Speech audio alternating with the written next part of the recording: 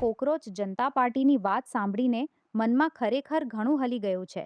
15 મે 2026ના રોજ સુપ્રીમ કોર્ટમાં જ્યારે ચીફ જસ્ટિસ સૂર્યકાંતે બેરોજગાર યુવાનોને કોકરોચ કહ્યા, ત્યારે આખા દેશના યુવાનોના દિલમાં એક મોટો આંચકો લાગ્યો હશે. એમણે કહ્યું કે આ યુવાનો કોકરોચ જેવા છે, ક્યાંય નોકરી નથી, ક્યાંય જગ્યા નથી, અને પછી આવીને સમાજ પર હુમલો કરે છે. એ વાક્ય સાંભળ્યા પછી માત્ર એક જ દિવસમાં એક 30 વર્ષના છોકરા અભિજીત દીપકેએ એક્સ પર એક સાદું ગૂગલ ફોર્મ ખોલી નાખ્યું અને લખ્યું, બધા કોકરોચ માટે એક નવું પ્લેટફોર્મ. અને ત્યાંથી જન્મ થયો કોકરોચ જનતા પાર્ટીનો. આ નામ પણ ખૂબ સ્માર્ટ છે. બીજેપીની સામે સીજેપી, સીધું મેચિંગ, એક જ શબ્દમાં પૂરો મજાક પણ અને સંદેશ પણ. પાર્ટીની ટેગલાઇન પણ એકદમ દમદાર છે, voice of the lazy and unemployed, આળસુ અને બેરોજગાર લોકોનો અવાજ.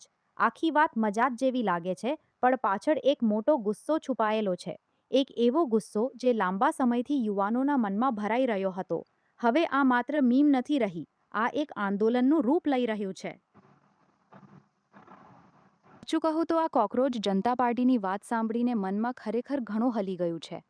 15 મે 2026ના રોજ સુપ્રીમ કોર્ટમાં જ્યારે ચીફ જસ્ટિસ સૂર્યકાંતે બેરોજગાર યુવાનોને કોકરોચ કહ્યા, ત્યારે આખા દેશના યુવાનોના દિલમાં એક મોટો આંચકો લાગ્યો હશે. એમણે કહ્યું કે આ યુવાનો કોકરોચ જેવા છે, ક્યાંય નોકરી નથી, ક્યાંય જગ્યા નથી, અને પછી આવીને સમાજ પર હુમલો કરે છે. એ વાક્ય સાંભળ્યા પછી માત્ર એક જ દિવસમાં એક 30 વર્ષના છોકરા અભિજીત દીપકેએ એક્સ પર એક સાદું ગૂગલ ફોર્મ ખોલી નાખ્યું અને લખ્યું, બધા કોકરોચ માટે એક નવું પ્લેટફોર્મ. અને ત્યાંથી જન્મ થયો કોકરોચ જનતા પાર્ટી. આ નામ પણ ખૂબ સ્માર્ટ છે, સીધું મેચિંગ, દેશ પણ. પાર્ટીની ટેગલાઇન પણ એકદમ દમદાર છે, voice of the lazy and unemployed, આળસુ અને બેરોજગાર લોકોનો અવાજ. આખી વાત મજાક જેવી લાગે છે, પણ પાછળ એક મોટો ગુસ્સો છુપાયેલો છે. એક એવો ગુસ્સો જે લાંબા સમયથી યુવાનોના મનમાં ભરાઈ રહ્યો હતો. હવે આ માત્ર મીમ નથી રહી, આ એક આંદોલનનું રૂપ લઈ રહ્યું છે. માત્ર 2 દિવસમાં આ પાર્ટીએ ઇન્સ્ટાગ્રામ પર 1.5 કરોડથી વધુ ફોલોઅર્સ મેળવી લીધા છે. બીજેપીના ફોલોઅર્સને પણ પાછળ છોડી દીધા. 300થી વધુ લોકોએ આ પાર્ટીના સભ્ય બનવા માટે ગૂગલ ફોર્મ ભર્યા છે. મહુઆ મોઇત્રા અને કીર્તિ આઝાદ જેવા મોટા નેતાઓ પણ જાહેરમાં આ પાર્ટી સાથે જોડાવાની વાત કરવા લાગ્યા છે.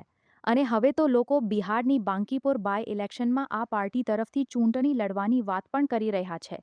આ જોઈને લાગે છે કે જે વાત મજાક તરીકે શરૂ થઈ હતી એ હવે ધીમે ધીમે એક મોટા આંદોલન તરફ આગળ વધી રહી છે. આ 4 દિવસની ચાંદની